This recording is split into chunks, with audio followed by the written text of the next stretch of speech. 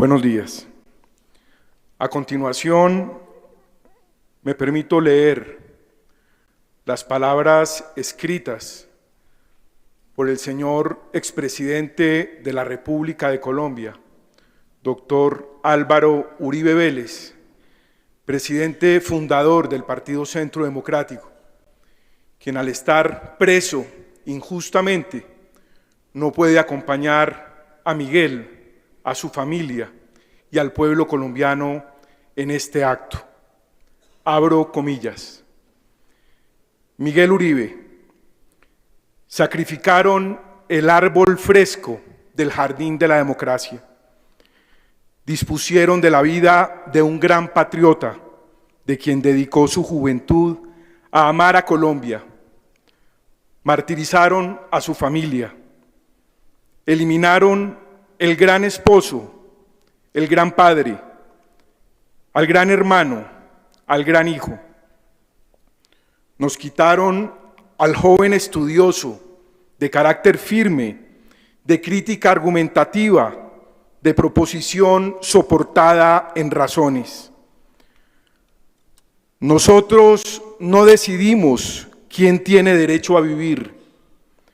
Nosotros reclamamos la protección de la vida de todos los colombianos. A las Fuerzas Armadas pedimos protección para todos los colombianos y también para los nuestros. Confrontar al crimen no necesita un acuerdo nacional. Basta con la Constitución, que fue fruto de un gran acuerdo nacional.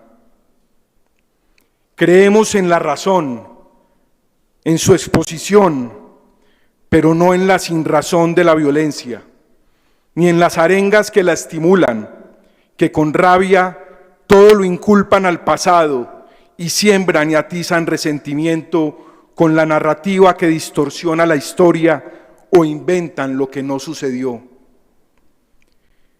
Necesitamos que los órganos de inteligencia de países amigos como los Estados Unidos, el Reino Unido e Israel ayuden a la inteligencia militar y policía, a los jueces y fiscales a esclarecer este magnicidio.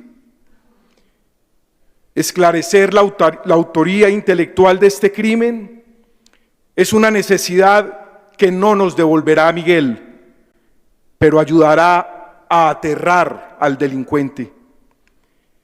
Este magnicidio no puede quedar simplemente con los autores materiales, como hasta ahora se ha pretendido que quede el magnicidio del doctor Álvaro Gómez Hurtado.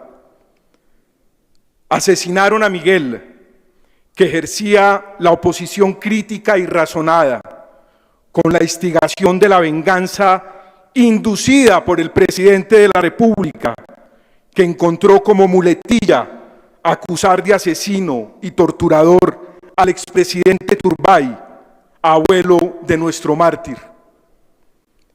En su señalamiento rabioso, el presidente de la República quiso ignorar la contribución que al proceso de paz con el M-19 dieron el expresidente Turbay y Diana, la madre de Miguel, asesinada por el narcoterrorismo.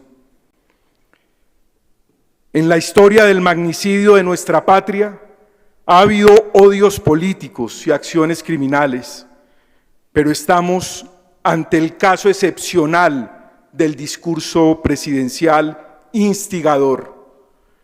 La instigación presidencial ha resonado en los oídos de los terroristas, que responden con la advertencia de que continuará la desaparición de la oposición. El mundo debe saber que es inaceptable la tesis socorrida del régimen de recordar el genocidio contra la Unión Patriótica para tapar este magnicidio y los desafíos amenazantes sobre la oposición. Ningún presidente de Colombia fue instigador contra la Unión Patriótica.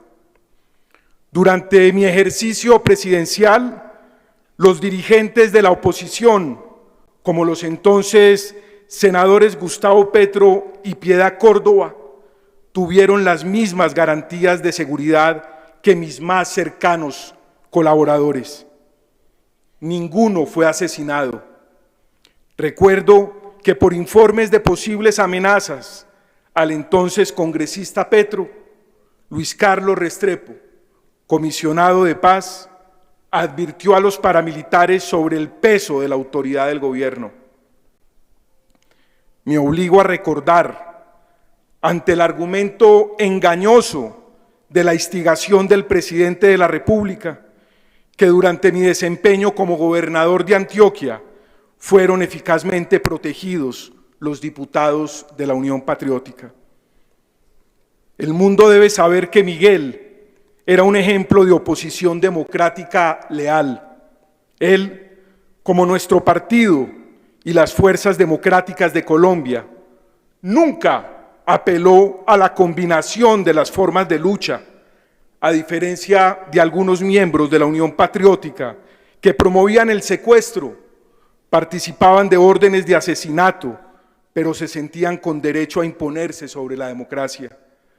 Sus epígonos actuales son permisivos, incluso promotores de la droga y de otras fuentes de financiación del crimen que Miguel combatió con ejemplar valor civil. Miguel estaba espiritualmente preparado para ejercer la presidencia de la República con decoro, con nobleza en la acción y en la palabra, también con la firmeza necesaria para desarticular el crimen y para impedirle al presidente Petro llevar a cabo la amenaza que anticipa de bloquear al próximo gobierno con la anarquía de destrucción que usó en 2019 y en 2021. Cuando se ejecutó el magnicidio de ese patriota superior que fue Luis Carlos Galán, Colombia era gobernada con respeto a la Constitución y con vocación de enfrentar al terrorismo, lo cual contrasta con lo que vivimos de un gobierno más preocupado con la alianza terrorista que con la erradicación del crimen. Silenciaron la voz de Miguel, que hoy retumbaría por dentro y allende las fronteras, para denunciar la nefasta alianza binacional con la narcotiranía de Maduro. Quisiera interpretar el pensamiento de Miguel sobre este peligroso episodio del modo siguiente. El presidente Petro propone a nuestras Fuerzas Armadas a correr el riesgo de defender la tiranía narcocomunista de Maduro, que puede ser objetivo de la acción armada de los Estados Unidos. Y ya que se habla de ejércitos hermanos, es muy importante que el ejército de Venezuela no corra ese riesgo y saque definitivamente a Maduro, que nuestras Fuerzas Armadas hagan una reflexión para no participar en ese riesgo. Esa área ya le ha abierto corredores al ELN para ingresar a puntos al interior del país donde no habían podido llegar. El gobierno nacional alega que para atacar a un estado de la región se requiere la autorización de los demás estados. Lo anterior no es aplicable en este caso, porque no se trata de una amenaza a un estado, sino de la defensa frente a unos criminales como Maduro, Diosdado y compañía, cabezas de una organización terrorista que son victimarios de los pueblos de Venezuela, de los Estados Unidos, de Colombia y otros que también sufren el flagelo de la droga. Miguel creó una enorme ilusión juvenil y renovó la ilusión de patria en los viejos como yo, que creemos que el permiso popular para persistir en la vida pública depende del eje que junta la fortaleza de las convicciones, la autocrítica para corregir, con la reflexión sobre los nuevos desafíos y soluciones. Miguel preguntaba, estudiaba, enseñaba, debatía, escuchaba. Sus armas eran los argumentos. Miguel dio ejemplo que la política obliga a aprender, a mejorar, a controlar emociones, a ser franco, pero también cuidadoso con el uso de la palabra.